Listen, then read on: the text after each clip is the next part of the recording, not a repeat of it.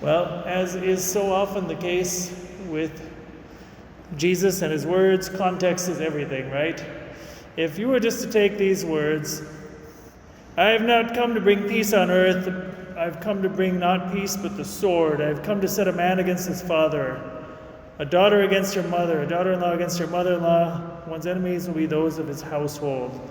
That's like the gospel according to Satan, if you just take those words on their face value. Clearly, Jesus does not come in order to cause division. Actually, I remember reading once, I don't remember if it was a homily or just a text by Cardinal Ratzinger, future Pope Benedict XVI, and he was saying theologically, it's interesting, he was talking about Satan of the time. He said, Satan, his name is the divider, so his job is to divide, hence to pit people against each other. And he said, normally we think of St. Michael the Archangel as the great kind of rival of Satan, and he says, not really. It's actually the Holy Spirit, because the Holy Spirit, in terms of his function, the Holy Spirit unites in love. But clearly, Christ is not coming with a desire to cause war and division and strife, okay? That's Satan's job.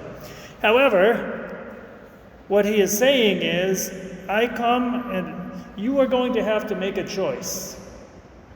He doesn't use the words here, but it's essentially God or mammon. You cannot have the world and me. You can't have health and wealth and me. You can have those things, but you can't aspire to them. You cannot make those things your goals in life and me at the same time. And that is going to cause, each one of us is going to have to reflect and say, what do I choose? And it's not good enough for me to say that I'm a parent and therefore I choose and expect my kids. Each person, each individual person has to make the choice for Christ. Nobody else can do it for you. And this is what Christ is saying. That's going to cause division, because sometimes there are going to be people who choose not to, and they might be our family members, they might be our friends, they might be the priest, it might be the people we work with. The choice for Christ is personal, it is continual.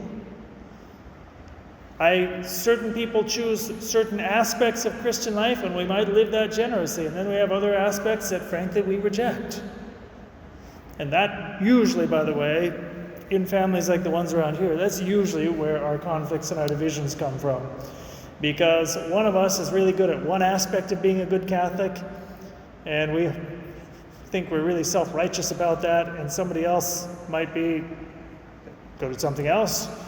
And then we get into conflict because it's like, well, you're not living this. Well, they probably aren't, but you're also not living the other thing, so relax, okay? So ultimately, this is what Christ is saying, though. The choice to follow him is not, we can't do it mediocrely. You can't choose to follow Christ halfway. It is all or nothing. And as we can see just by looking at the world around us, a lot of people out there choose nothing.